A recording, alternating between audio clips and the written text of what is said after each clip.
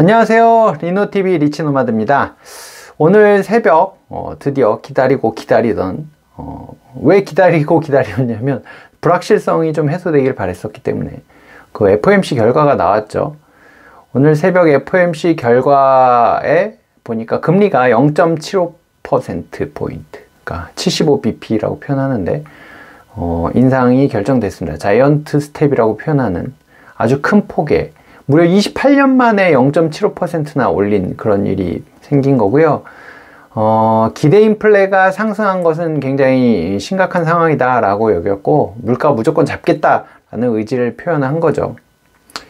근데 이제 뭐 이번 달은 거의 대부분의 사람들이 어떻게 보면 대부분의 투자자들이 예상했던 부분인 거고, 그러면 다음 달은 어떻게 되는 거야 라는 이제 생각들을 많이 했을 텐데, 그 부분도 0.5%에서 0.75% 정도 인상할 것 같다. 근데 좀 유연한 상황 대응을 하겠다라는 뉘앙스로 얘기를 했고, 0.75%를 올리는 이런 75bp를 올리는 이런 상황은 아주 흔한 일은 아니다. 아주 특별한 경우니까 너무 걱정하지 마라. 약간 그런 제스처를 보였습니다.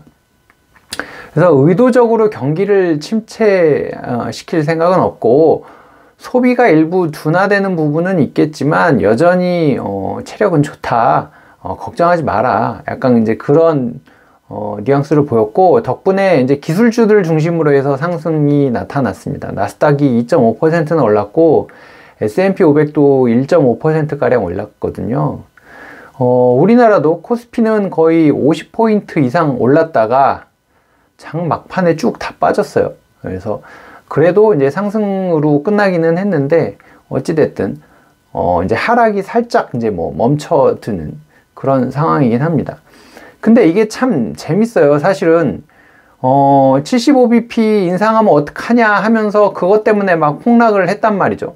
근데 막상, 75bp를 인상하겠다 발표 나니까 또 올라가요. 이게 뭐 맨날 불확실성을 싫어하고 확실해지고 뭐 조금 또 열심히 두드러 팼는데 다음에 좀 덜 세게 때릴게 라고 했더니 진짜? 이러면서 또 올라가고, 이 참 투자자의 심리라는 거는 정말 어디로 가는지 모르겠고, 그래서 뭐 인문학을 좀 공부해야 되고 사람의 마음을 공부해야 되고 뭐 이런 얘기가 나오나 봅니다. 하여튼 그런 상황들이 벌어졌고, 앞으로는 또 어떻게 갈런지 좀 봐야 되겠죠. 어찌됐든 이제 굉장히 빠른 속도로 금리가 올라가고 있는데, 그것도 무한정 올라갈 건 아니다. 목표하는 금리는 뭐 3, 4% 뭐 이 수준이고 뭐 이제 이런 얘기들까지 같이 나왔었으니까 그런 부분들 고려해서 이제 우리가 대응을 해야 될 거고요. 75bp보다 더 올릴 일은 아마 없을 것 같고, 뭐 이제 그것도 다음 달 상황 보면서 대응하겠다. 뭐 이제 뭐 이렇게 나왔으니까 이제 그건 좀 지켜봐야 되겠죠. 이제 그런 전체적인 시장의 상황이 흘러가고 있습니다. 이제 이 채널에 뭐 매번 얘기하지만 맥컬인프라 관련해서 보시고 들어오신 분들 많고, 사실 저도 뭐 맥컬인프라의 비중이 크니까 뭐 이거 저도 좀 굉장히 기다렸던 뉴스기는 한데, 어저께 상반기 분배금에 대한 공시가 떴습니다.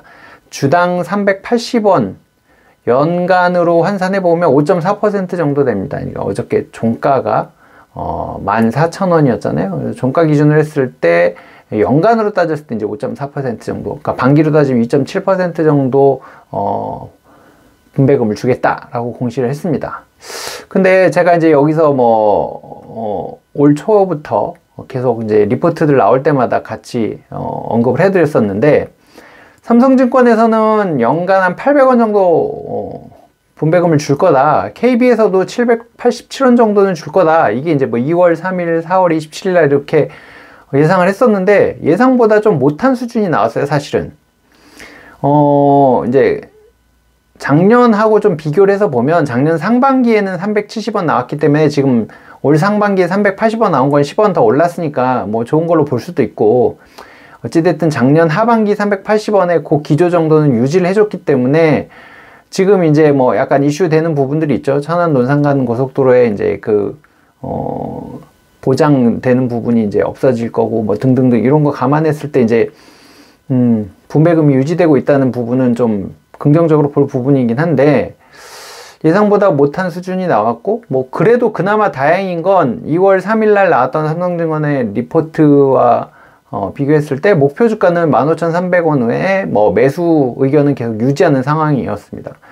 KB증권은 4월 27일 날 16,000원 목표 제시했었죠. 아직은 이제 좀 갭이 좀 벌어져 있는 상태이긴 한데, 그러면 왜 이렇게 예상보다 분배금이 낮아졌냐, 뭐 어마어마한 차이는 아니지만 조금 낮아졌냐 라고 했는데, 이제 이 부분을 좀 분석을 해봤죠. 근데 사실은 이제 실적이 좀 자세하게 나와봐야 알겠지만, 일단은 금리 급등에 따라서 아무래도 이자 비용이 좀 늘어날 거예요. 이제 그런 가능성들을 대비를 하고 추가 자산 편입을 위해서 이제 투자를 하려면 아무래도 자금의 여력이 좀 있어야 되기 때문에 차입 비율이 30% 이상을 넘어갈 수 없거든요. 이제 그런 비율 유지를 위해서 미리 조금 자금을 확보해 놓는 게 아닌가.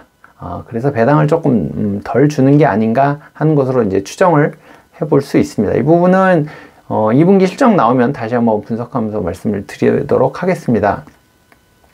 그러면 지금 맥콜이 어떻게 해야 되느냐? 근데 이게 이제 경기 침체가 사실 뭐 예상된다.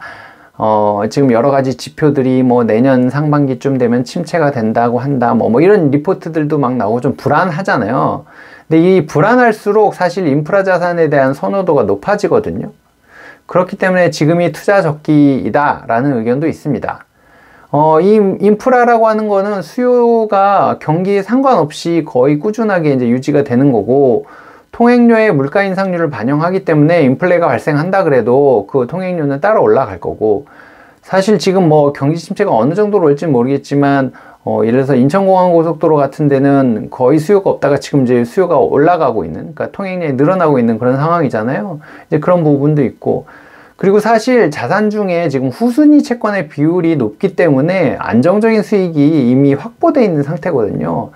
조달금리도 이제 장기로 그 금리를 책정해 놓은 거라서 이제 어느 정도는 안정성을 몇 년 정도는 확보를 해 놓은 상태라서 수익은 이제 안정적으로 나오는 거고, 그리고 이제 자산이 만기되는 자산들 밖에 없어서 이제 그런 한계가 있었고, 그런 것 때문에 이제 어떻게 보면 약간 디스카운트 된 가치를 이제 할인받는 그런 상황이 있었지만, 도시가스 업체 2개를 갖고 오면서 영속적인 기업이 자산으로 편입되면서 그런 디스카운트 되는 요소가 좀 해소되면서 주가가 상승할 수 있는 여력이 확보됐다. 그래서 지금 사도 괜찮다.